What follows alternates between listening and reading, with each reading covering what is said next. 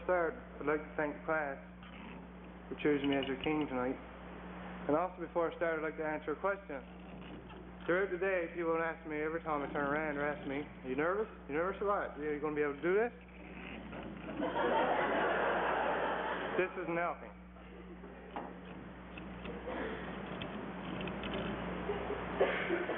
So anyway, I'd say, no, well, not so bad, right? And not bad yet. Well, I'll tell you how bad it was. I was out this evening, I decided I'd go out and wash the car before graduation.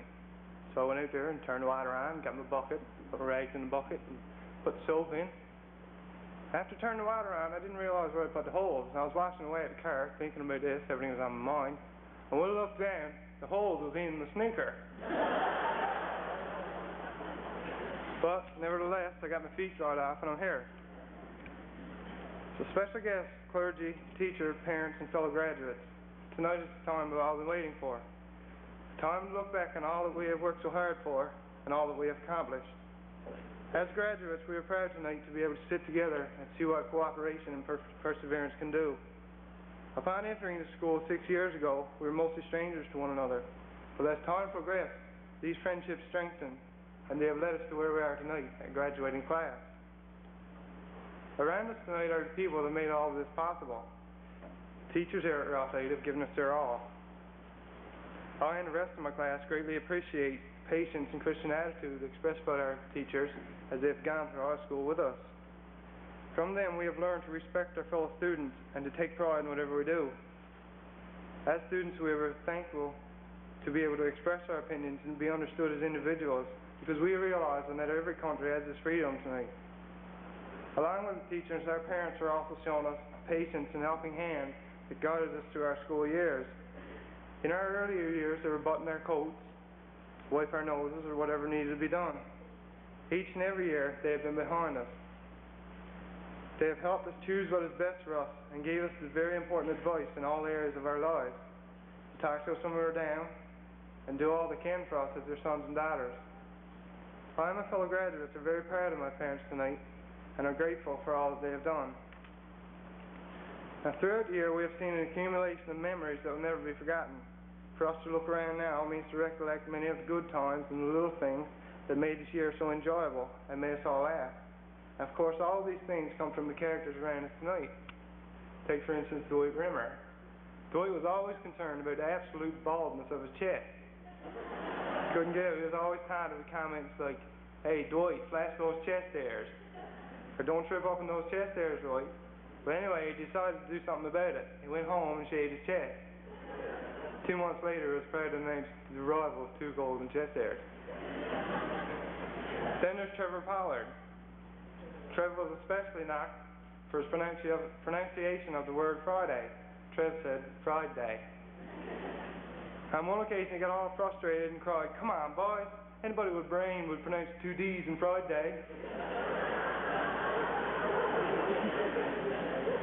Then there's Lisa Spurrell. Lisa always was a constant threat to us. We were afraid she would fall through a crack in the floor or be carried off by a rain fighter.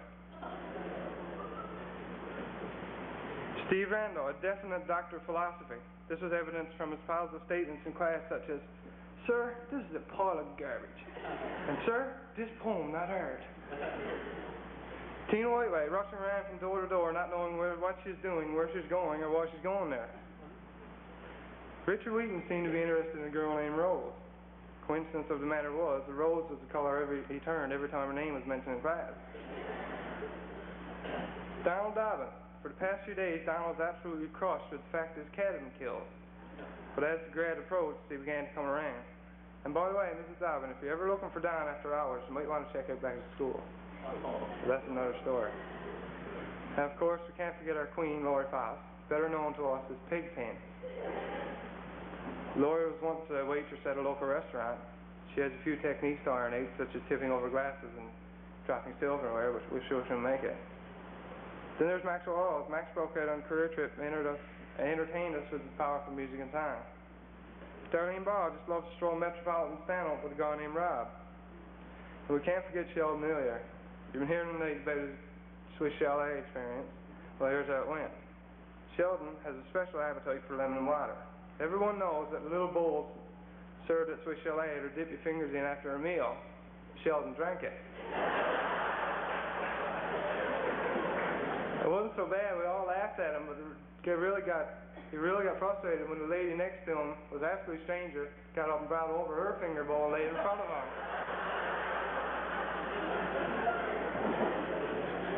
Then there's our very own Paul Party, or Pank. Pank was especially noted for statements such as, I'll have one of those. And yeah, what, really? Then there's Steve Hutchings. Steve's always been in constant conflict of the mind. He didn't know if he should attend school regularly or take up permanent residence among his Birch Woods. Barry Call, a brave little fellow who was accustomed to sleeping in his father's chemistry class. Barry also suffered great hearing loss when he began to wear contact lenses. Sean Hammond, better known as Scene, seemed to be all wrapped up in a girl named Wanda. Scene rushes in one morning shouting, "Buzz, she got her dress back. She wants to know what kind of corsage you got her, and she's all ready to go with me." Scene was also noted for this comment, "Well, if you don't give it up, I'll have to drop the elbow on you." Darren White, nicknamed Butch, on Monday mornings he doesn't like anything about anyone at any time. So Mrs. White, if you ever have to reason with him, wait till Tuesday. A little incident about Linda also caught her attention. Linda discovered one day that her kitten was trapped in a petition in the wall. How it got there, I don't know. Well, no problem for Linda. She cut a neat little hole in the wall. The hole was about 8 by 11. And worse yet, she discovered that she saw the hole right into her sister's room. Kathy Snow didn't like to talk much, was once noted as saying something went like this. Okay. Jason Canning, called J.S. by everyone, was noted for his patience. For example, a quote from J.S. himself. "Go on, boy, what's the matter with you?" Now we come to Chris Muse. Upon visiting the Tollgate Museum during the Newfoundland Culture Field Trip, it was discovered that Chris was the last one to get back on the bus. It was also discovered that an elderly lady came out after him to wave goodbye to him. So after the roar of laughter settled down, Chris stammered for words and cried, "All right, boy, she had a nice personality, okay?"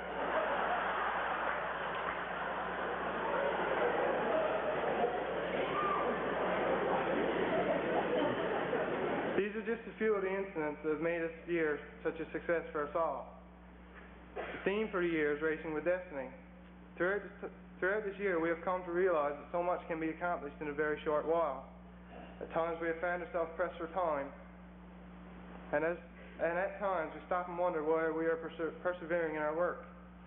Then we realize that we are racing with destiny, that we have chosen to set our standards high and will try as hard as we can to accomplish what we set out to do.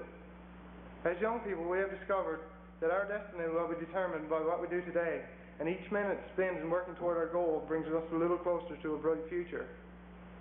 As we have grown older, we have realized that there is a little time to waste, that there are decisions to be made that will point us in the direction of a prosperous life. As we gather here tonight, we realize that our race with destiny has been well worth it. Our graduation from our school is an incentive for us to continue and build a foundation that will lead to a happy life.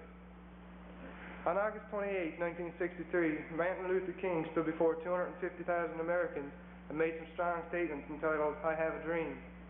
Well, as students here tonight, we all have dreams. And as I have spent so much time with them, I've become familiar with most of their dreams.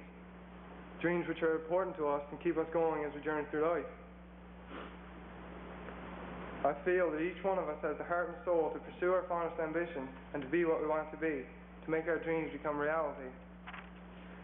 I'd like to read a short poem that I wrote for students tonight. I think it expresses how we feel in a lot of ways. An ambition has been kindled and the stepping stones all placed. A dream edges slightly nearer with every hardship faced.